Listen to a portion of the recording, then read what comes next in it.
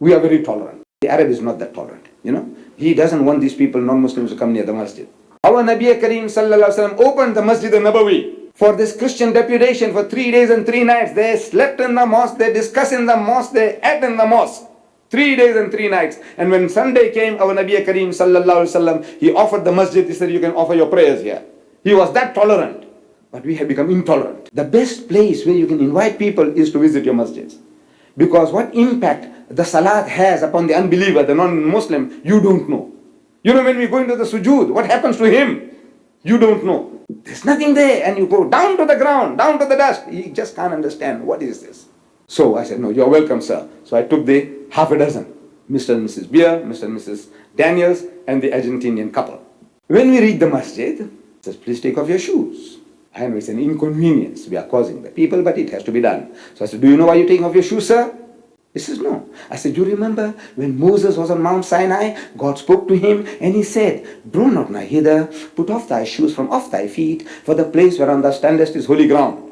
Of course, if they were Afrikaners, I would have said, en hy sê, moenie nader kom nie, trek jou skoene van jou voete af, want die plek waar jy opstaan is heilige grond. And if they were Zulus, I would have told them, I said, wathi ungasondeli lapha, kumele zicathulo zakho ezinyameni zakho, ngokuba indawo umi kuyo ungumhlabathi oyingcwele. I tell you, there is no better way of explaining than from his own book of authority.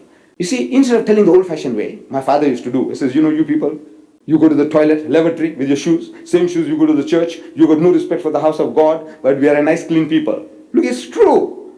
But if you can kill the snake without breaking the stick, why not do that? Show him, this is from your book, sir, and we are honoring those commandments.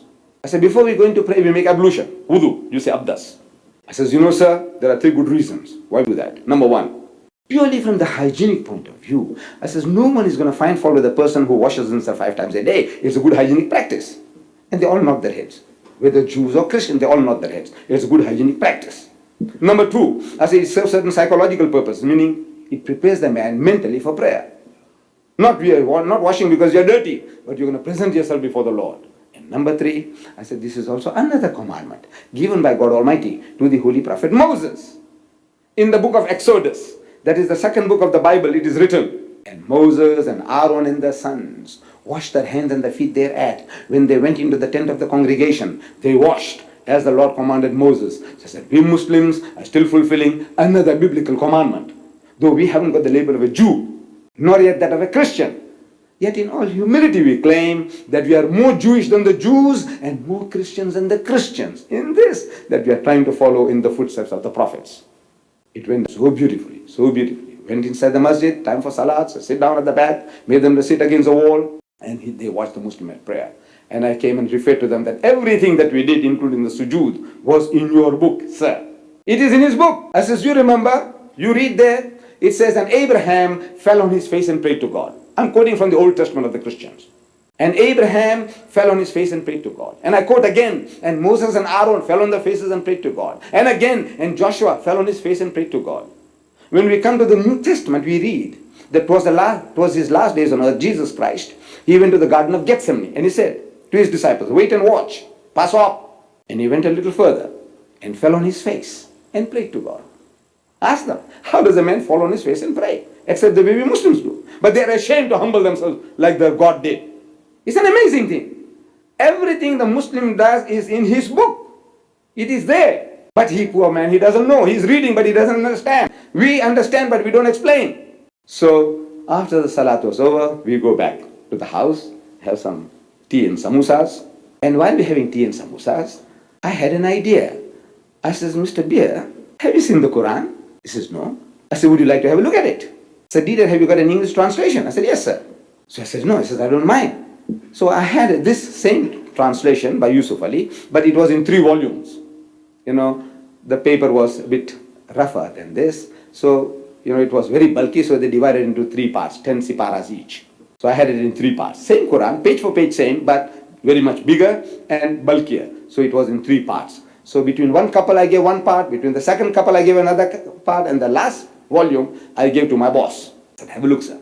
So they opened the book. It's natural, inquisitive. So you just open the book and start looking. So I suggested to my boss, what I'm suggesting to you, my brothers and sisters, every night. Open the index. I said, open the index, look up the subject Moses. If it was a Christian, I said, open the subject Jesus. Look, if it's a Jews, I said, open the subject Moses. So he opened Moses. Beautiful references. Then I said, look, sir, why don't you look up exactly what it has to say? You know, these are only references. So he opened somewhere, he had a look, he opened somewhere else, I'm watching them.